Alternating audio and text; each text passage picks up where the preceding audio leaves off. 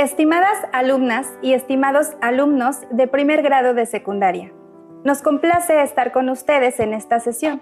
Mi nombre es Lizeth García León, soy profesora de matemáticas y mi compañero es el profesor Alejandro Sandoval. Les damos la bienvenida a un reto más de Aprende en Casa 2 de la asignatura de matemáticas.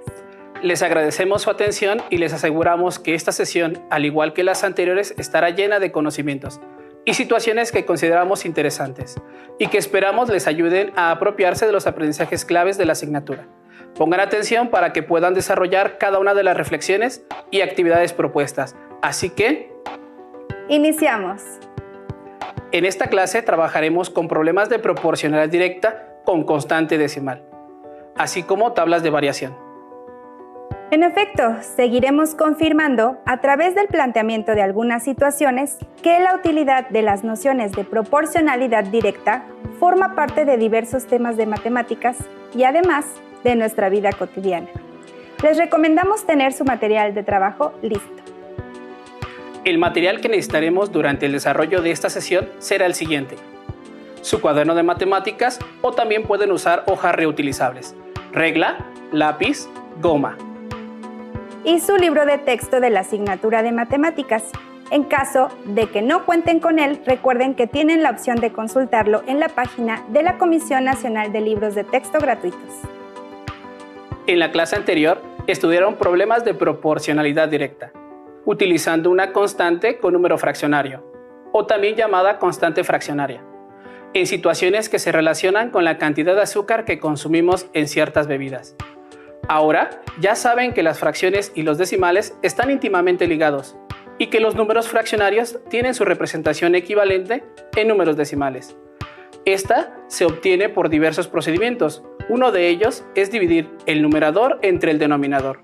Por ejemplo, ustedes ya conocen que un cuarto puede ser representado de forma decimal como 0.25, ya que son equivalentes, y esto lo podemos demostrar efectuando la división.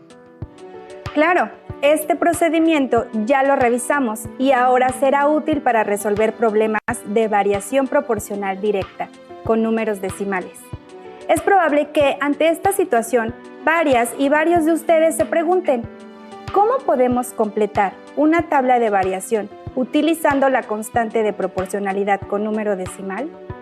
Aquí encontrarán cómo hacerlo y podrán observar que el método es parecido al que realizaron en las lecciones pasadas. Pongan atención en lo que le pasó al profesor Alejandro. Hace unos días fui al nutriólogo y me comentó los beneficios de comer ciruelas debido a la gran cantidad de nutrientes, agua y fibra que contienen. Si el nutriólogo me dijo que al comer 2 ciruelas estoy ingiriendo 1.5 gramos de fibra, ¿qué cantidad de fibra se ingiere al comer 1, 10, 13, 18, 20 o 30 ciruelas? Ante esta situación y tomando como base las lecciones anteriores, díganme, ¿de qué manera pueden organizar la información? Efectivamente, con una tabla de datos o registro tabular en su cuaderno. Tomen nota para poder dar respuestas a la pregunta de la situación planteada. La tabla que se muestra tiene 2 columnas. Ustedes pueden elaborar la suya en casa. Una corresponde a la cantidad de piezas de ciruelas y la otra a la cantidad de gramos de fibra. En la primera fila se han escrito los títulos de la columna y la unidad de referencia. Por un lado, la cantidad de ciruelas, y la segunda columna corresponde a los gramos de fibra que aportan las ciruelas. En cada fila de la primera columna se han registrado la cantidad de piezas de ciruelas que se consumen: 1, 2, 10, 13, 18, 20 y 30. El uso de la tabla ayudará a establecer las relaciones entre los datos del planteamiento. Al consumir 2 ciruelas se consumen 1.5 gramos de fibra. Bien, seguramente están listos y ya pensaron en cómo resolver la situación. ¿Cómo determinarían la cantidad de fibra que se ingiere al consumir 1, 10, 13, 18, 20 y 30 ciruelas? Sabemos que el consumo de 2 piezas de ciruela provee 1.5 gramos de fibra. Por lo tanto, ¿cuánto provee de fibra el consumo de una pieza de ciruela? Al apoyarnos con la tabla, identificamos que para obtener la respuesta a la pregunta anterior, podemos dividir 1.5 entre 2, que es igual a 0.75. 0.75 en este caso representa la constante de proporcionalidad. Es decir, es el factor que al multiplicarlo por las piezas de ciruelas determina la cantidad en gramos de fibra que se ingieren, en correspondencia con las piezas de ciruela. Así es, profesora. Formalicemos lo anterior con la siguiente explicación. En este caso, para calcular la constante de proporcionalidad que sabemos que es un mismo factor, se divide la cantidad en gramos de fibra que contienen las ciruelas entre la cantidad de piezas de ciruelas. Al modelar matemáticamente la situación, representaremos con la letra Y a la cantidad de gramos de fibra que contienen las ciruelas y representamos con la letra X a la cantidad de piezas de ciruelas. Lo anterior se representa como K es igual a Y entre X. Observen que la cantidad en gramos de fibra depende de cuántas piezas de ciruelas se ingieran, por lo que X representa la cantidad de ciruelas y Y los gramos de fibra. Es correcto, profesor Alejandro, ya que identificamos los datos necesarios para calcular la constante de proporcionalidad, determinemos su valor. Vamos a sustituir los valores numéricos en la expresión general. Sustituimos en Y el valor numérico de la cantidad en gramos de fibra cuando se consumen 2 piezas de ciruela, 1.5. Y en lugar de X, la cantidad de piezas de ciruelas que se consumen, que es 2. Al resolver la operación, obtenemos el valor de la constante K, que es igual a 0.75, lo que quiere decir que por cada ciruela que consumamos, obtenemos 0.75 gramos de fibra. Ahora, con este dato podemos dar solución al problema planteado. Veamos. En cada fila de la tabla habrá que multiplicar la cantidad de ciruelas por la constante de proporcionalidad, que también se representa como K. Ya saben que al consumir una ciruela obtenemos 0.75 gramos de fibra. Enseguida, multiplicamos 10 por 0.75, que es igual a 7.5. Es decir, esto se interpreta como 7.5 gramos de fibra. 13 por 0.75 es igual a 9.75. Se interpreta como 9.75 gramos de fibra. 18 por 0.75 es igual a 13.5, que se interpreta como 13.5 gramos de fibra. 20 por 0.75 es igual a 15, es decir, esto se interpreta como 15 gramos de fibra.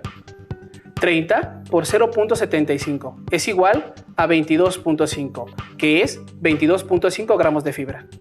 Nuestra tabla quedó de la siguiente manera. Profesora, ¿tú sabías que la fibra que contienen las ciruelas previene enfermedades como la diabetes, el colesterol alto y el estreñimiento? Lo mejor es que esta fibra también se encuentra en la avena, las zanahorias, las manzanas y en muchos otros alimentos. Sí, es un tema que me parece interesante, profesor. La ciruela es un alimento muy saludable. ¿Y sabías que 3 manzanas aportan aproximadamente 12.96 gramos de fibra? Me pregunto, si al día me como una manzana, ¿cuánta fibra estará aportando a mi cuerpo? Les pido que nos ayuden a contestar esta pregunta. Apunten en su cuaderno los siguientes datos. Tenemos que 3 manzanas aportan 12.96 gramos de fibra. Para encontrar la constante de proporcionalidad, dividimos 12.96 entre 3, lo que da como resultado 4.32. Por lo tanto, al comer una manzana al día, aporta aproximadamente 4.32 gramos de fibra. Y mi nutriólogo me recomendó 25 gramos de fibra al día. Creo que te falta mucha fibra por consumir. Claro, pero lo que no te dije es que me encantan las ciruelas. Recuerda que la fibra podemos obtenerla de diferentes alimentos, tal y como lo mencionaste. Por eso es recomendable tener una dieta variada y balanceada. Me causa mucho interés el saber que los procedimientos que hemos explicado ayudan a calcular la cantidad de fibra que consumimos, entre otras cosas. Seguramente, otros conocimientos de las matemáticas también se involucran en el cuidado de la salud, al poder calcular las porciones y la cantidad de alimentos que debemos comer, o bien para saber cuáles de ellos es saludable consumir.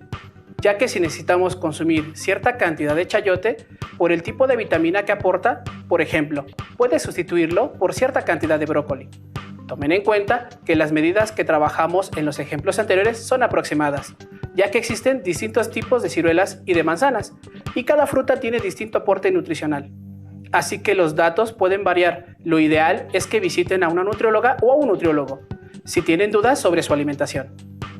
Claro, y podrán verificar que las personas especializadas en nutrición realizan operaciones y utilizan fórmulas matemáticas para elaborar una dieta con base en las necesidades de cada persona. Buscando elementos relacionados con nuestro tema, encuentro que en el uso de aparatos tecnológicos también se nos presentan situaciones que requieren del cálculo de la constante de proporcionalidad con números decimales. Esto en situaciones de proporcionalidad directa. Pongan atención a la siguiente situación. Una de mis amigas tiene una cámara profesional que acaba de comprar para su trabajo como fotógrafa, con la que se dedica a tomar fotografías en eventos como bodas, cumpleaños y festivales. Al leer el instructivo encontró que cada fotografía puede ocupar en la memoria de la cámara desde 1.5 hasta 7 megabytes, lo que quiere decir que en promedio puede ocupar 4.25 megabytes por fotografía. Un megabyte es una unidad de medida de almacenamiento informático utilizado comúnmente en computadoras, teléfonos celulares, internet, entre otras. En su cuaderno anoten lo siguiente. Con las especificaciones de la cámara, donde calculamos que una fotografía consume aproximadamente 4.25 megabytes de memoria, completa la tabla. Esta contiene en la primera columna la cantidad de fotografías. Comienza con 1, 10, después 25, 50, 75, 100 y 125. En la segunda columna anotaremos los megabytes utilizados de acuerdo con la cantidad de fotografías. Una fotografía corresponde a 4.25 megabytes en promedio, que es el valor que ya conocemos. Ahora den respuesta a la pregunta. Aproximadamente, ¿cuántas fotografías podrá tomar mi amiga si la cámara tiene integrada una memoria de 500 megabytes? Me parece interesante la situación que plantea la profesora, ya que en este caso, como pueden observar, X representa a las fotografías y Y son los megabytes que se ocupan en la cámara. Al establecer la razón, observamos que la constante ya la conocíamos desde un inicio. Veamos el resultado de dividir 4.25 entre 1. Es 4.25, por ser el valor unitario. Con este valor de la constante K, ya podemos completar la tabla. Para 10 fotografías, multiplicaremos 10 por la constante, 4.25. El resultado es 42.5 megabytes. Continuamos, para 25, al multiplicar por la constante, el resultado es 106.25 megabytes. Así, en 50, obtenemos 212.5. En 75, el resultado es 318.75 megabytes. Para 100, tenemos la cantidad de 425. Y con 125 fotografías se ocupan 531.25 megabytes de memoria. Por lo tanto, no es posible tomar 125 fotografías, ya que recuerden que la cámara tiene únicamente 500 megabytes de memoria interna. Como ven, en este caso la constante de proporcionalidad es igual al valor unitario, o sea, al tamaño que ocupa una sola fotografía. Pero aún nos falta saber ¿cuántas fotografías podríamos tomar con los 500 megabytes de la memoria interna? En sus anotaciones respondan. ¿Cómo podrían resolver esta interrogante? Para obtener el resultado podemos hacer una comparación entre el tamaño total de almacenamiento, que son 500 megabytes, entre el tamaño total de cada fotografía, que es 4.25, y así obtener el resultado. Atención en lo siguiente. Al hacer la comparación de 500 entre 4.25, el cociente es 117.64, por lo que podemos responder que podría tomar 117 fotografías y quedaría un poco de espacio que no alcanzaría para hacer ni una fotografía más.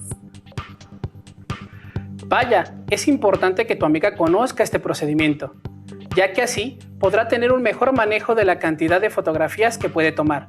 Imagínate que necesita tomar fotografías en 2 eventos el mismo día. Así sabrá si necesita tener mayor cantidad de memoria en la cámara fotográfica o no. Para que todo esto quede más claro, les pido que presten atención al siguiente video.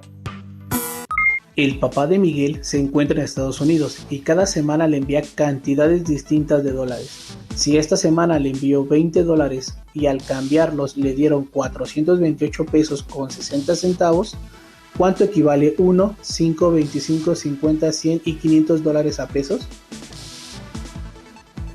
Realizaremos nuestra tabla de variación como en el ejemplo anterior.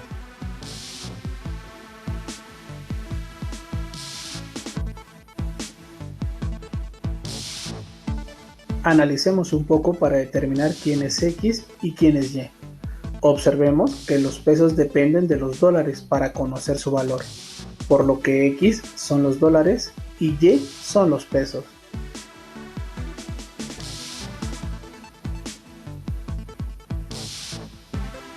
Sustituimos los valores que conocemos en la fórmula. 428 pesos con 60 centavos entre $20. Al efectuar la división, encontramos que la constante de proporcionalidad es igual a 21.43.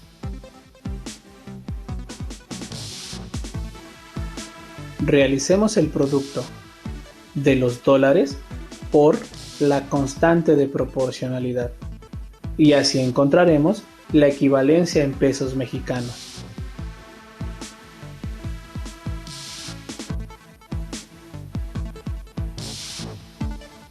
Nuestra tabla de variación quedó de la siguiente manera. Entre más dólares se envíen, la cantidad de pesos se incrementa de manera proporcional, es decir, los pesos mexicanos son directamente proporcionales a la cantidad de dólares. Esto me recuerda la situación que está pasando mi amigo Antonio. Les comento, Antonio es un chef que por oferta de trabajo emigró a Canadá, ya que encontró un trabajo por medio de la embajada de aquel país. Lo más significativo es que él lleva 3 meses viviendo allá y ha decidido guardar cierta cantidad de dinero para que a su regreso a México pueda poner su propio restaurante de comida típica mexicana. Hasta el momento ha podido ahorrar $4,374 canadienses. ¿Cuánto dinero representa en pesos mexicanos si en este día por $6 canadienses te devuelven 100 pesos con 50 centavos? Comparado con el ejemplo del video, nos percatamos que el tipo de cambio entre las monedas de diferentes países siempre es variable, aunque podemos plantear una tabla de variación para darle seguimiento al incremento de su capital. Copien la tabla y completen obteniendo los datos por medio de la constante de proporcionalidad. Trazamos la tabla con 2 columnas. En los encabezados ponemos dólares canadienses y pesos mexicanos. Debajo 8 filas con los valores para dólares canadienses de 1, 6, 18, 54, 162, 486, 1458 y 4374. En la columna de pesos mexicanos, en la fila del 6 anotamos 100.5, que es el valor en pesos mexicanos que nos está dando la referencia de la situación analizada. Ahora pueden imaginarse que la variable dependiente Y corresponde a los pesos mexicanos y la variable independiente son los dólares canadienses, ya que el dinero total que va a tener está en función de la cantidad de dólares que logre ahorrar. Así, tenemos que sustituir en la fórmula y obtenemos 100.5 entre 6, lo que resulta en 16.75, nuestra constante K. Ahora podemos fácilmente encontrar los valores faltantes de nuestra tabla multiplicando las cantidades de dólares canadienses por la constante K. En casa, completen los valores faltantes de la tabla. Veamos cómo queda. Por $1 canadiense obtenemos 16.75 pesos mexicanos. Por 18 dólares canadienses son 301.50 pesos. Por 54 dólares tenemos 904.50 pesos. 162 dólares equivalen a 2.713.50 pesos. Para 486 son 8.140.50. Con $1,458 tenemos $24,421.50 pesos. Y por último, $4,374 canadienses se cambiarían por $73,264.50 pesos. Correcto, profesora Lisette. Con la misma tabla encontramos la respuesta a la pregunta del problema. La cantidad de su ahorro en pesos mexicanos en este día es de 73,264 pesos con 50 centavos. Recordemos que el tipo de cambio del peso mexicano con otras monedas varía día con día. Les pido que presten atención al siguiente video. Problemas de proporcionalidad directa con constante con número decimal.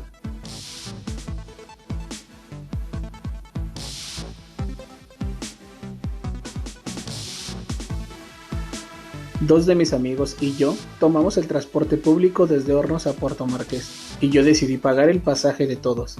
El chofer me cobró 19 pesos con 50 centavos. ¿Cuánto deberé pagar si quiero invitar a 5, 8, 10, 13, 15 y 20 amigos más para acompañarlos a la playa? Para poder resolver este ejemplo, iniciaremos construyendo una tabla de variación, como la siguiente.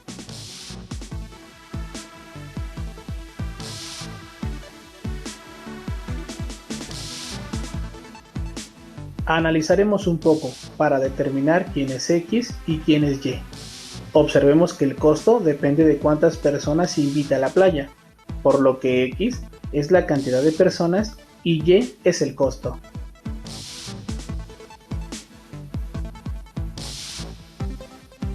Sustituimos los valores que conocemos en la fórmula.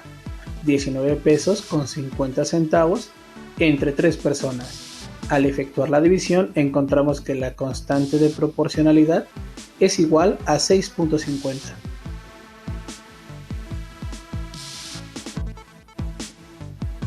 Realicemos el producto de la cantidad de personas por la constante de proporcionalidad directa y así encontraremos los costos.